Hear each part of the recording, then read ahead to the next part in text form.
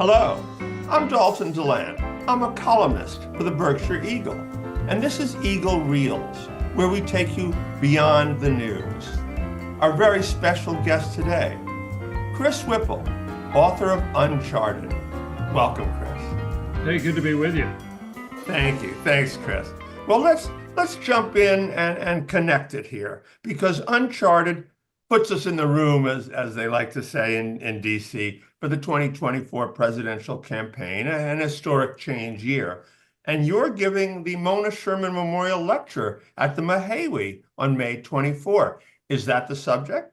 Yeah, I'm thrilled and honored to be doing it. I've heard so much about Mona Sherman, and of course, her daughter, Lisa Sharkey, is a force of nature, or the apple didn't fall far from the tree. So I'm really pleased to do it. And yeah, I'll be talking about how we got where we are today through that wild and unbelievable 2024 presidential election, which was even wilder behind closed doors. Great.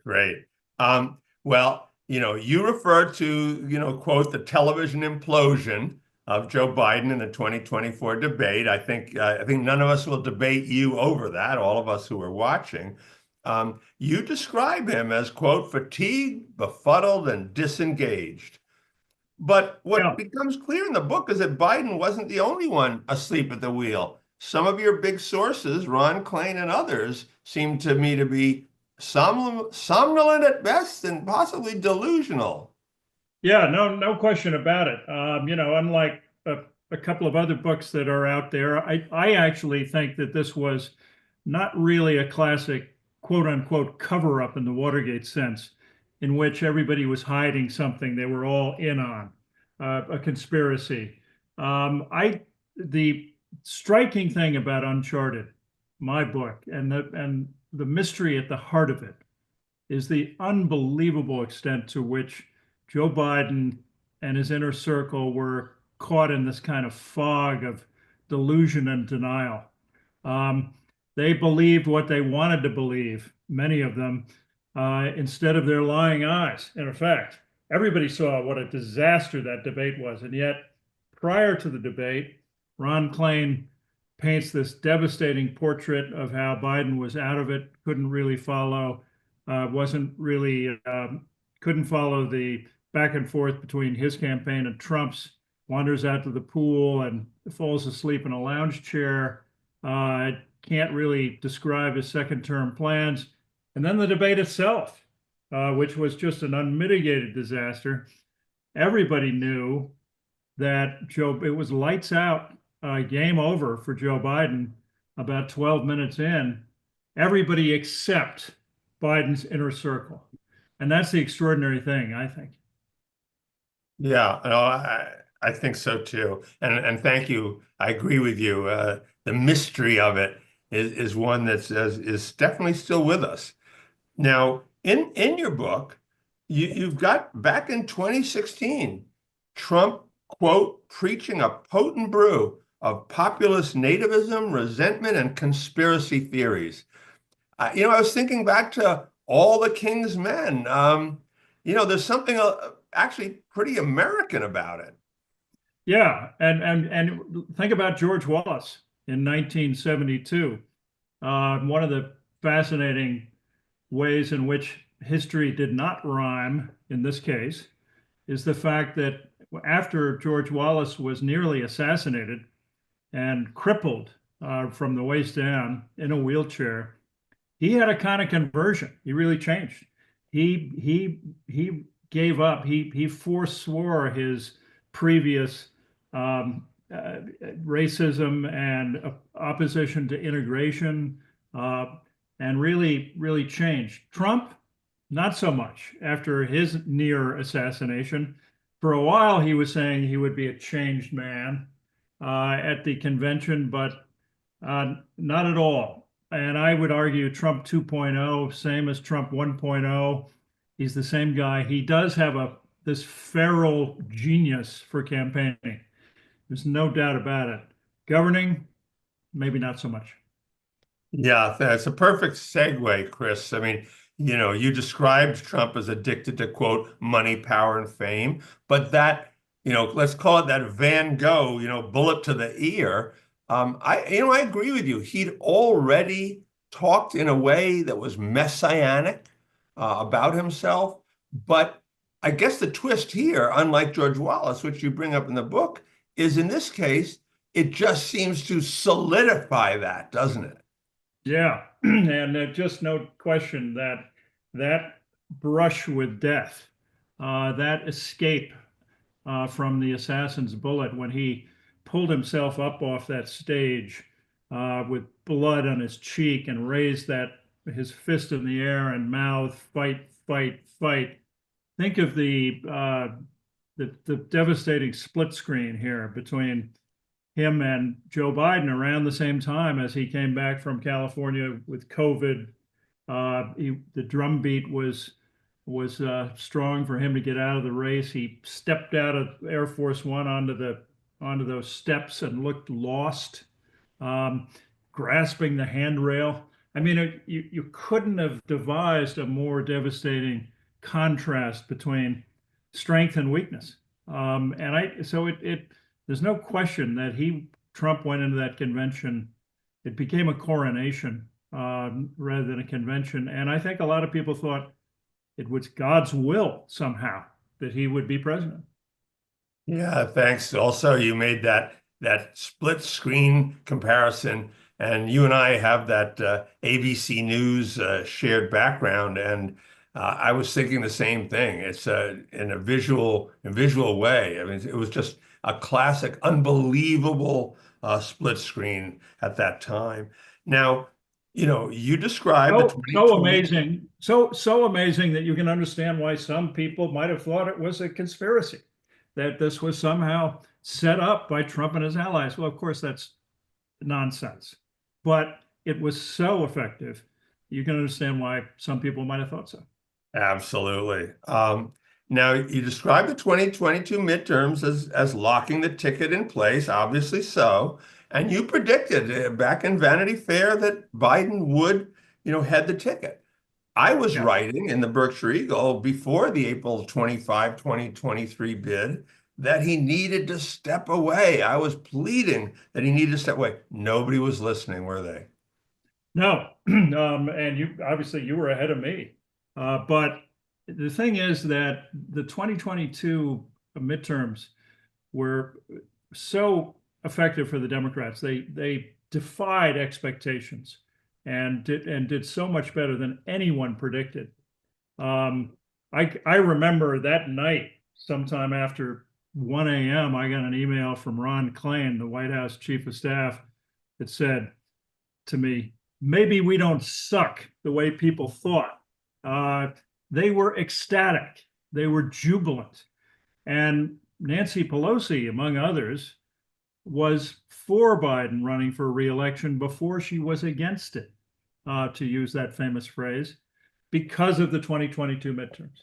So so many Democrats were on board, even though, look, 77% of the American people, I think, at that point, thought he was too old to run. Yeah, Chris. I mean, I wrote actually, among a number of columns, I wrote a strong column actually addressed as an open letter to the First Lady, to Jill Biden. And then, I was begging Democrats. In the book, you do a pretty good job of showing why it couldn't have happened. But I was begging the Dems not to nominate Harris. I just knew it would be disastrous. She wasn't a change candidate. She didn't separate herself. You depict that well. Effectively, it was a runaway train at that point.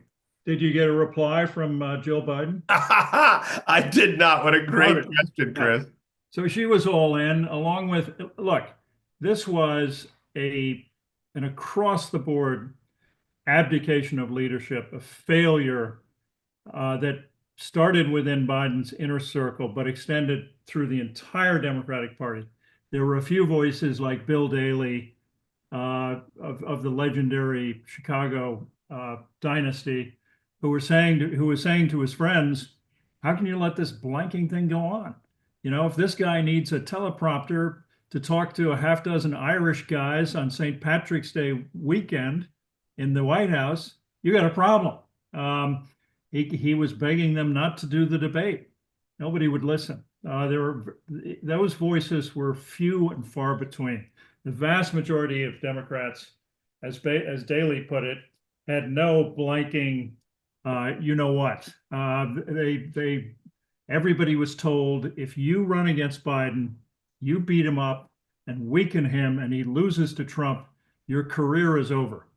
That was the message that went out, at least implicitly, if not explicitly.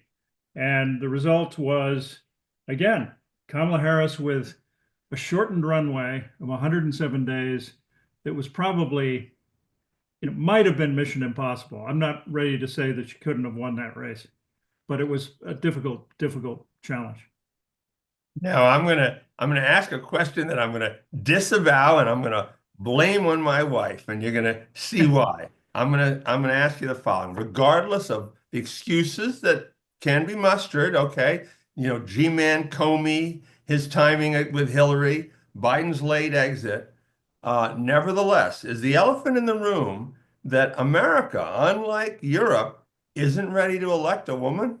Yeah, look, that could well be the case. I mean, misogyny, racism, clearly play a part in this election. It's unquantifiable, and that's the thing. That's very hard to. So I don't write a lot about that factor. I wrote about the things that I thought Kamala Harris had some control over, that might give her a chance. But clearly, there's nothing she could have done to buck that tide, and we all know it's out there. I'm going to ask you, Chris, to put on a little bit of your larger experience hat, maybe a little bit of the Ouija board, or we'll wait for the knock under the table. But here's my question, because this is, in my mind, it was possible that if the Dems had actually taken on the progressive wing and put in, even though he was leaving the party, as Joe Manchin or John Fetterman, with a country moving to the middle, could a conservative have won? Do you have a feeling about that?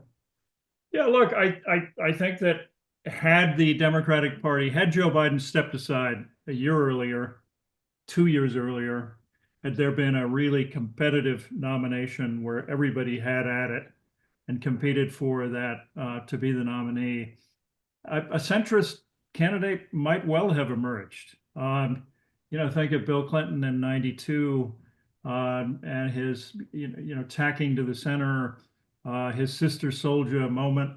If you could conceivably have a more centrist Democratic nominee who disavowed taxpayer-funded surgery, trans surgery for inmates, who might have fought back instead of not answering that devastating ad. So anything could have happened. It's also possible that with a longer runway, that nominee could make more mistakes. There's more time to screw up.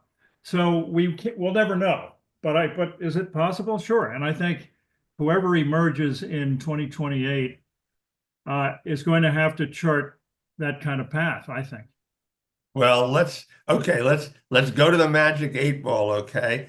The midterms, often they're flipped, no matter what the picture that's painted of a kind of inept Democratic Party. We've got now real uncertainty in financial markets, and we know that the midterms often flip over pocketbook issues. Yeah.